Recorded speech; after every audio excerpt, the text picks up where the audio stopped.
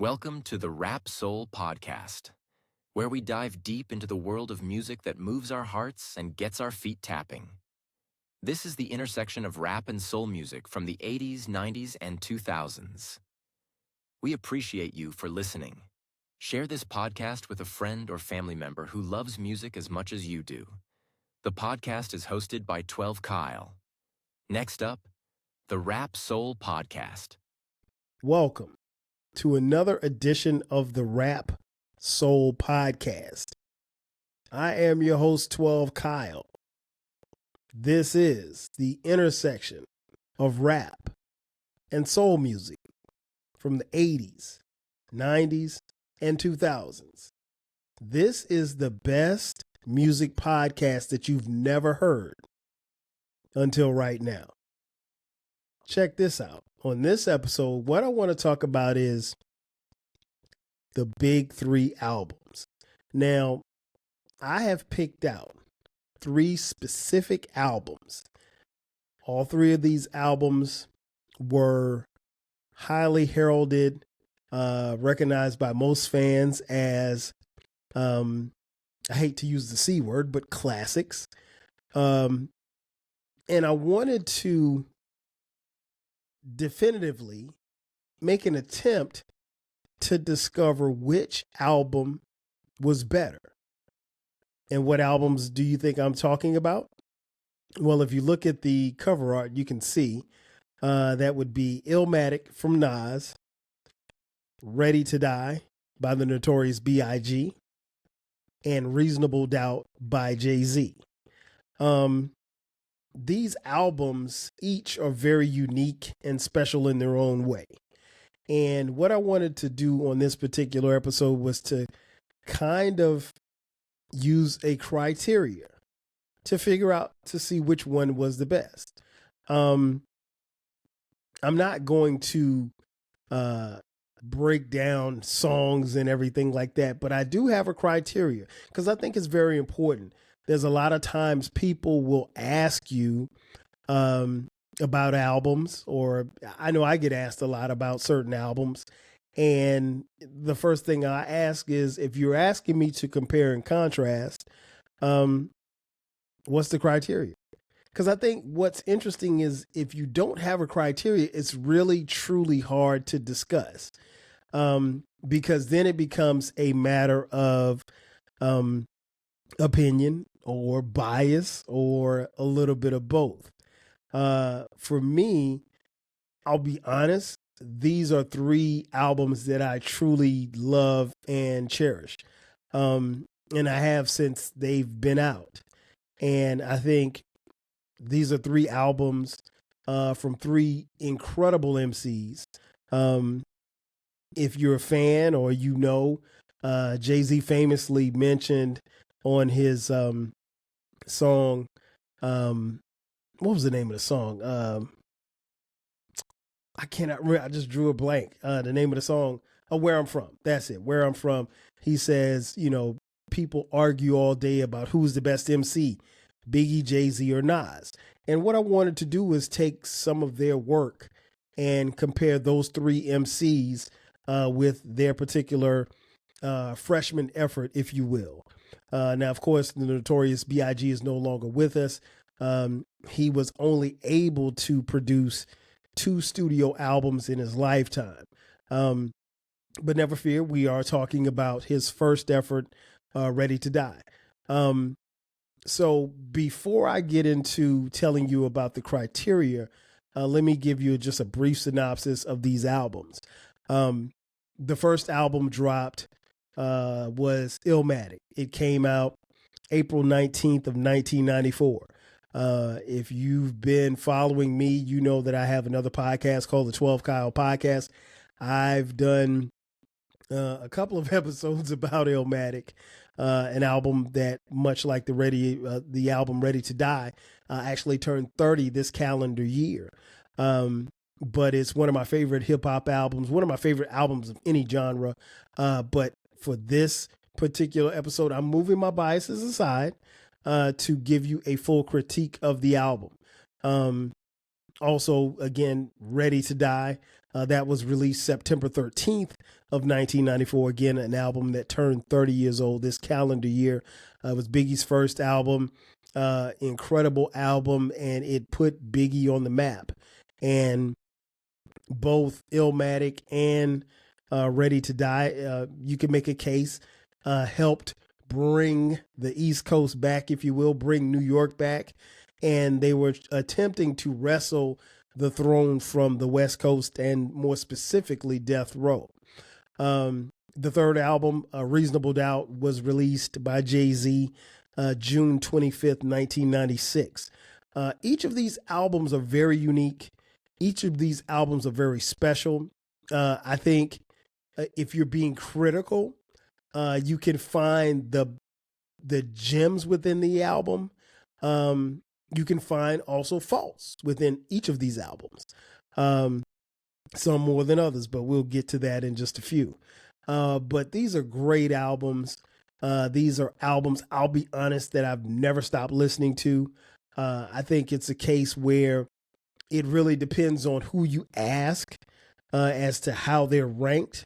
But like I said, on this episode, we're going to do something a little different because it's easy to say, hey, which one which one gotta go? Shout out to the homie Eclectic. But no, this isn't one gotta go. This is a breakdown of three incredible albums, three phenomenal MCs, and the criteria of how we're going to separate each of these albums. So here's how it goes. If you've been following me and following my podcast, you know that I always like to bring the criteria. So let me tell you what the criteria is. For one, each album will be scored from 1 to 5. 1 being the lowest, 5 being the highest. And it's going to be based on the following criteria. Coherence, that's 1. Number 2, impact. Number 3, replayability. Number 4, lyrics. And number 5, production. Now, let's go back because I know I said a lot, so I want to give you a synopsis of each thing. 1, coherence. Coherence, oftentimes there's a theme in an album. Sometimes the artist is going through something. Occasionally, this can help them produce a concept album, but it's not necessarily the rule. Sometimes the emotions of life are so strong that albums are recorded within a space of a week. It just really depends. Good albums can conjure emotion to the listener for a few songs, but great albums do it consistently. Keep that in mind. Number 2, impact. Now, impact is something that I hear a lot of hip hop fans argue, but if we're being honest, impact is something that is very hard to measure because here's the thing. In some way, shape, or form, it's hard to measure impact if you weren't around for it. Now, me on this subject, I was around, I was outside in 1994 and in 1996. I was really outside. I was on the campus of South Carolina State University where I was about to get my degree. And so I can tell you about the impact of these albums. If you were born in 2005, you can't tell anybody about the impact.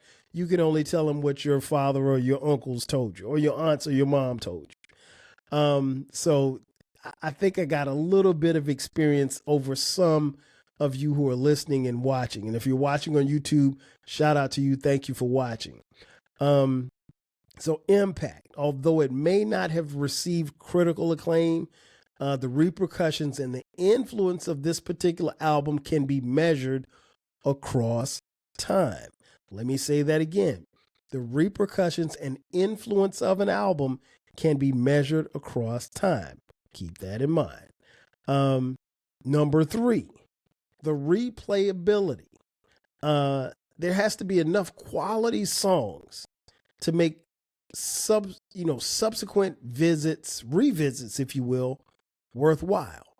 From personal experience, this requires a minimum of 6 great songs. Keep that in mind. Number 4, Lyrics. How does the artist sound with their words? I'll repeat that. Lyrics. How does the artist sound with their words? Do the words ring out in your ears and your memory? And last but not least, number 5, production. How does the album sound? How well was it produced? How well was it sequenced? So those are the criteria. Again, let me give them to you.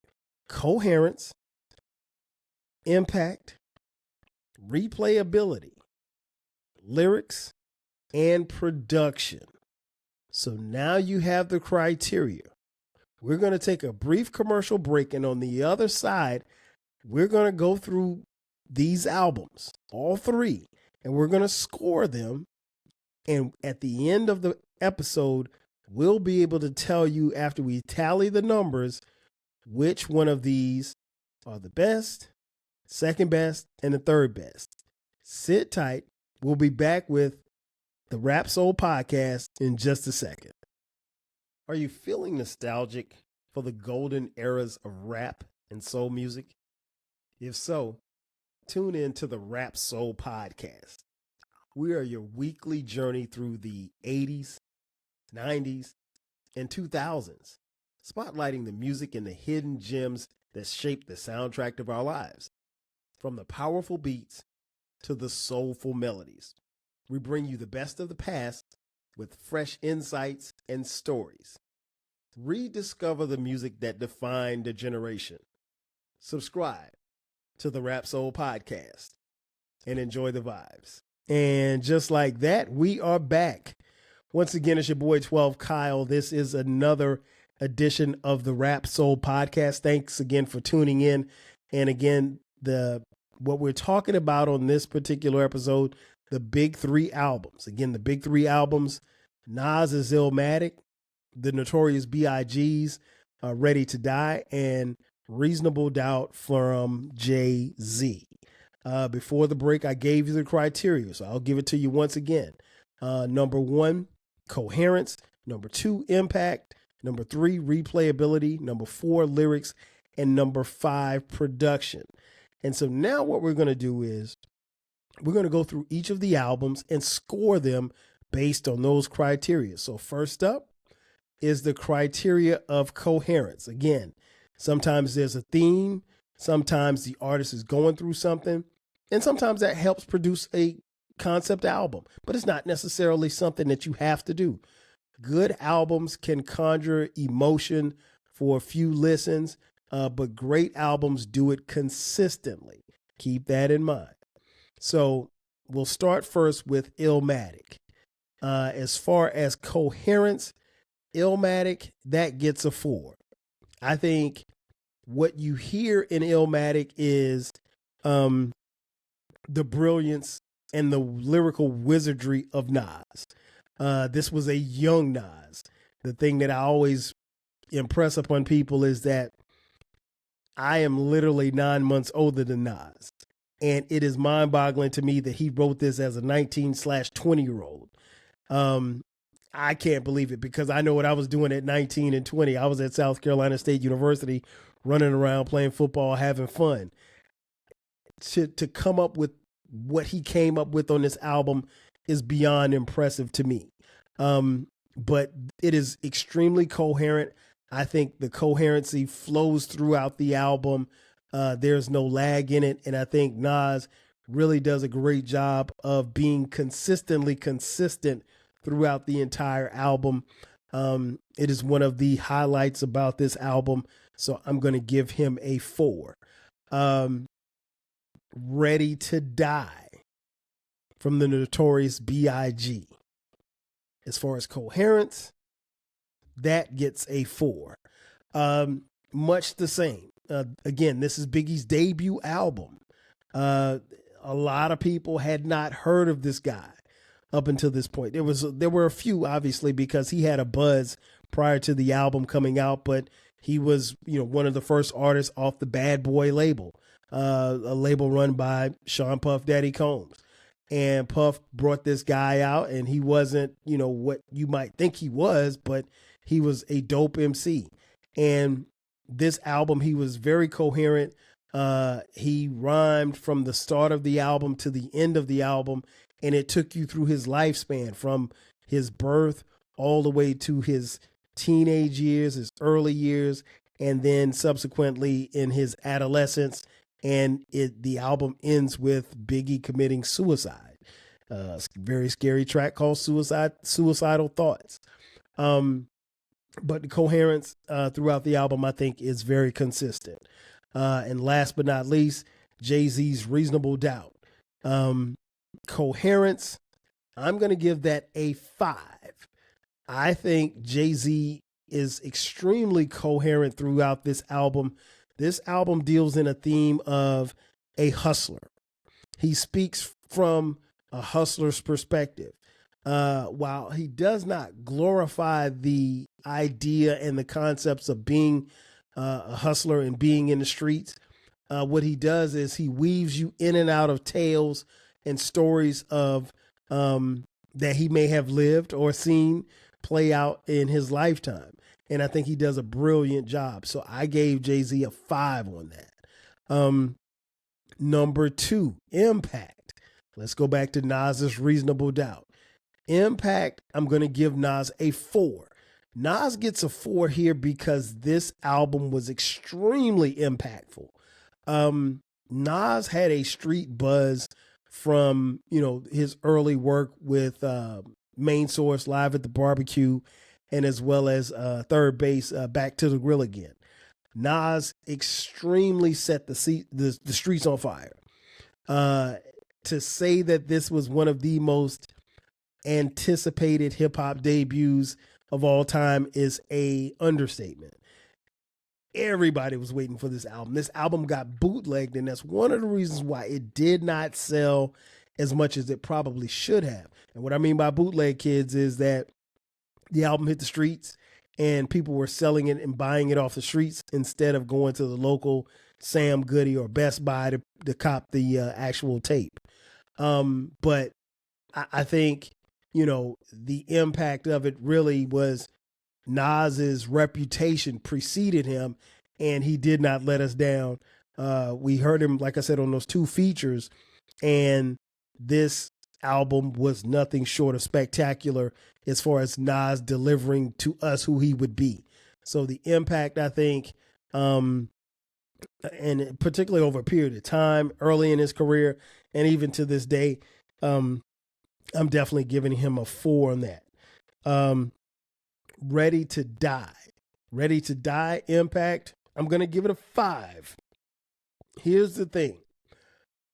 I struggle with this because I think you can make a case that Nas's Impact would be worthy of a 5 as well, because I think Reasonable Doubt is one of the greatest albums of all time. Here's the thing about Biggie. The Impact. This album made Biggie a superstar. It made him not only just a superstar in rap, but one of the biggest stars in music, period. This was a guy who self-proclaimed black and ugly as ever, but he had all the ladies. He was a big dude. That was a fly dude. That was a former street hustler. And he had the gift of gab, and he could rhyme. He could rhyme his ass off. The impact of Biggie, in a lot of ways, and through no fault of Biggie's, I think it was personally mismanaged by Puff, but Biggie and this album overshined Craig Mack and Craig Mack's debut album, and subsequently, kind of killed Craig Mack's career.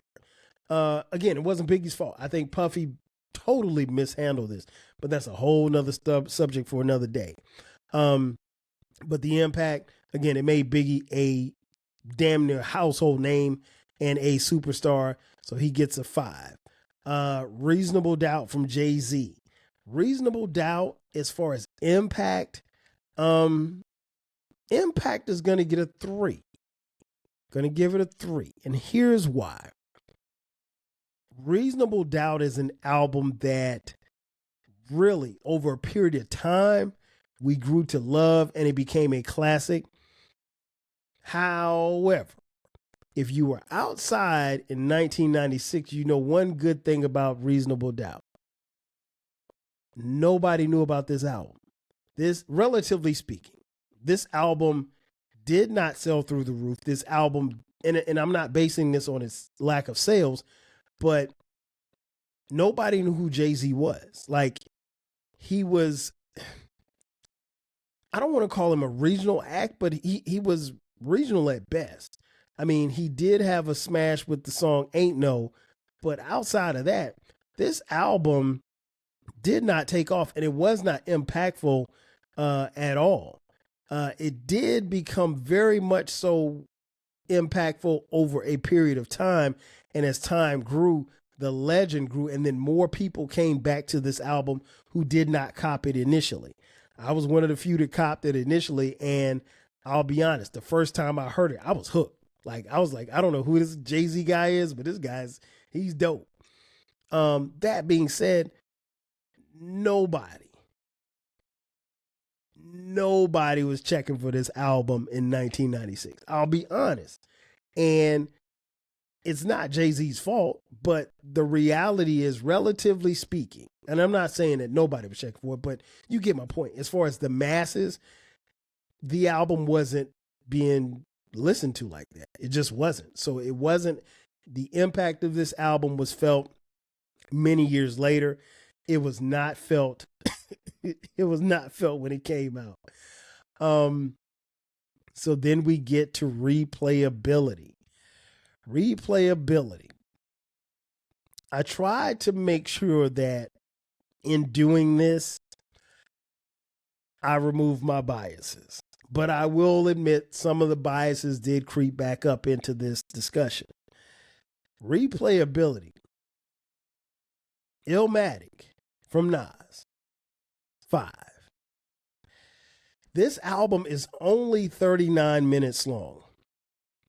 And in saying that the album is only 39 minutes long, that might be the worst thing that you can say about this album.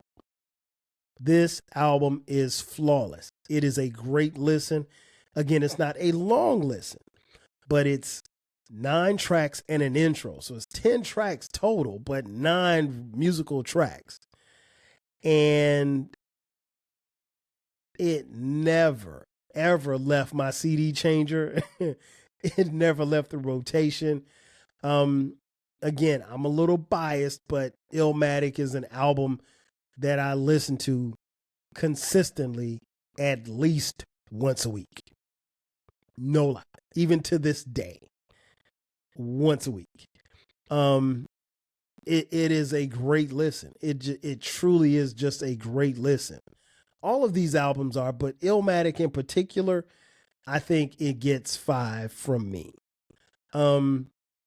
Ready to Die by the Notorious B.I.G. Replayability.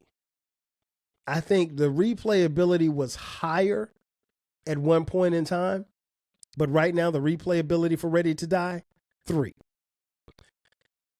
And it's not because it's not a dope album. It truly is a phenomenal album. But for me, there are a couple of tracks that I just skip over. I mean, like, because the tracks I don't think are that good.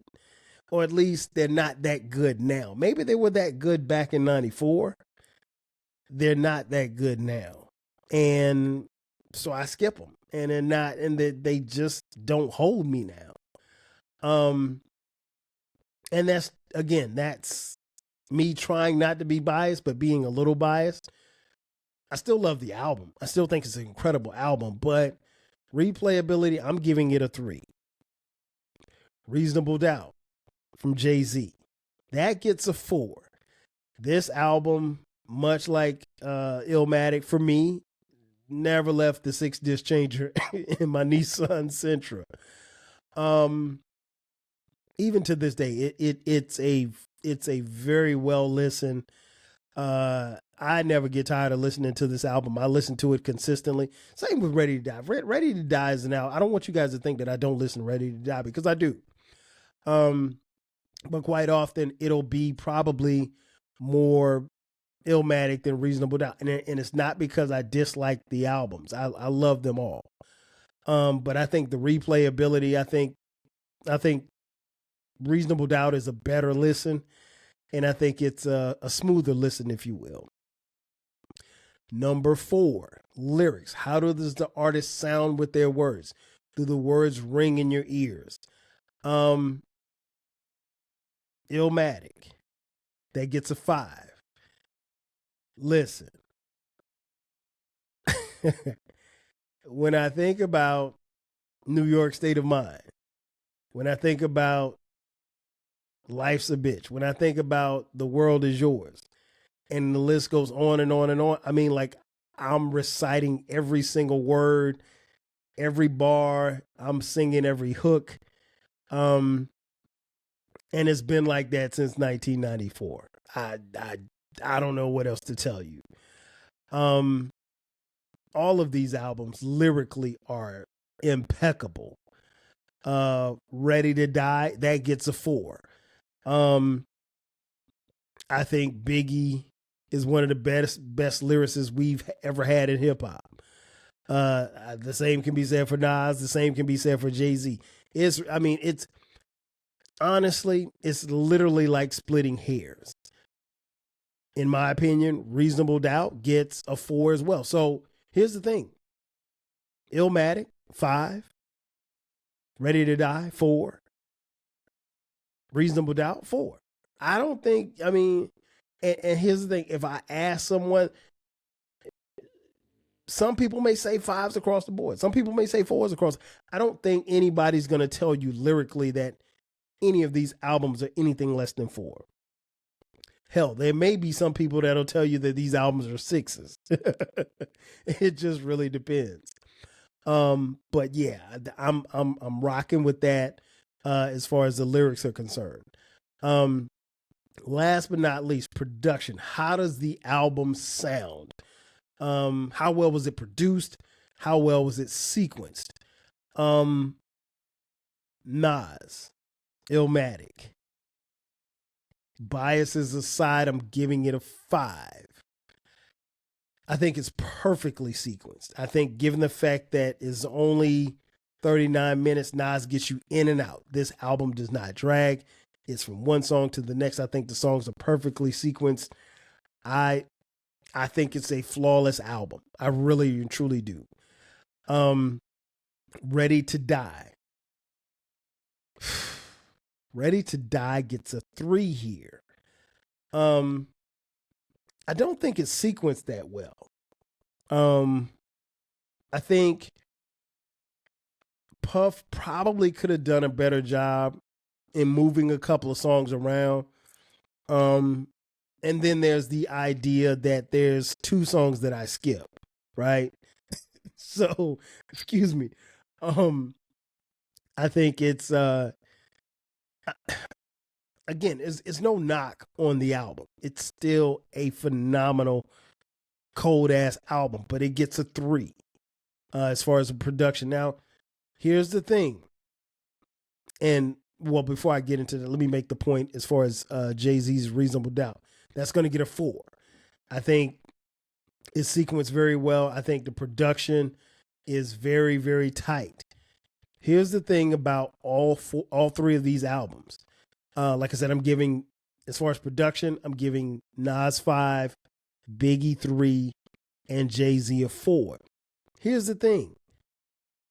Each of these albums have, or were, I should say, were produced by a star-studded cast of producers. So, producer-wise, they literally had cheat codes. I mean, Illmatic, Reasonable Doubt, Ready to Die, they didn't have any bum producers on there. Like, so the albums are, they got the heavy hitters. They got the best of the best in hip hop. And so I don't think even giving Ready to Die a 3, I think the 3 is probably more so for the sequencing and for the 2 songs that I skip. But outside of that, I mean, and the 2 songs that I skip, Suicidal Thoughts and Respect. I don't think Respect is a really good song. Me and My Bitch is it's okay. The remix is better, but it's all right. It really, for me, I think it just depends on the day whether or not I want to sit and listen to it. And then obviously you've got Big Papa and Juicy, which were in heavy rotation. For me, I don't think that takes away from the songs. I just think depending on the day, those songs are so big, and I've heard them a gazillion times. I don't necessarily know if I want to sit through and listen to it if I'm listening to Ready to Die. But that's not their fault. But I think, like I said, production wise, they got the best of the best. So even in giving Ready to Die a 3 and giving Reasonable Doubt a 4, you could make the case that because they had superstar producers, you could make the case that, and literally like producers that were household names, you could make the case that, they could have each gotten 5s, honestly. So don't be mad at my 3 or my 4. So with that being said, let's tally them up. Number 3, you guessed it, Ready to Die. That came in with 19 points. Number 2, Reasonable Doubt by Jay-Z. That came in with 20 points. And the number 1 spot, Nas's Illmatic, coming in with 23 points. Again, we're on a scale of 1 to 5, with 1 being the lowest, 5 being the highest. I've got Illmatic at the top with 23 when I look at these big 3 albums. Again, you're listening to someone and watching someone who's a huge fan of Biggie, Jay-Z, and Nas. I think the world of them. I think they're incredible MCs. And I truly love this music and these albums in particular. But I think when you go by the criteria, there has to be a first place, there has to be a second place, and there has to be a third place. And I think Illmatic sits at the top. I don't necessarily know what anyone could do in my mind to move Nas and that album from the top. It's just probably not going to happen. But nonetheless, I wanted to bring this to you guys because I think it's good. And this is an exercise that we're going to do quite a bit. We're going to use R&B albums from the 80s, 90s, and 2000s as well.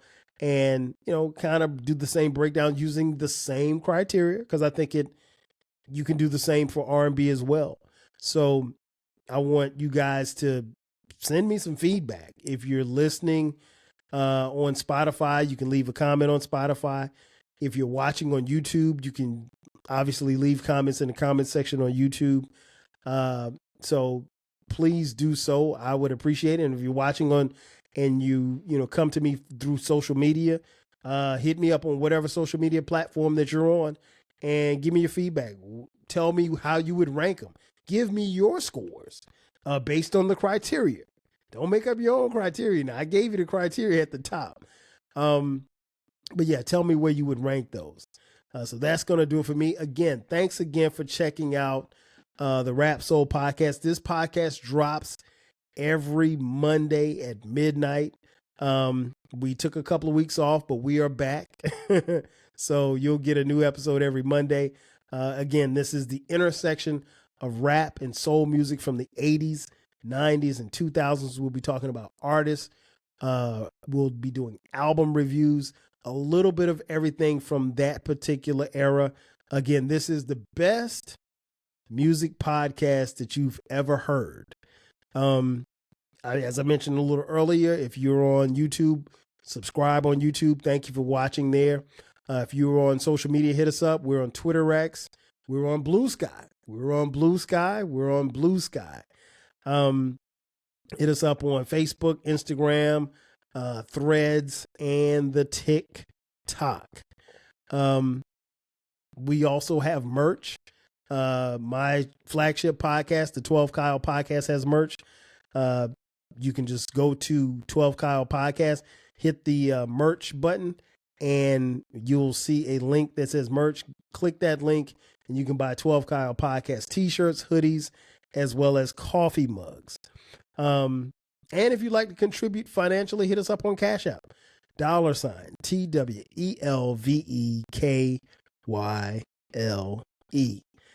Again, ladies and gentlemen, that's going to do it for me. I am your boy, 12 Kyle. This has been another edition of the Rap Soul Podcast. I'll catch you guys next time. 5,000.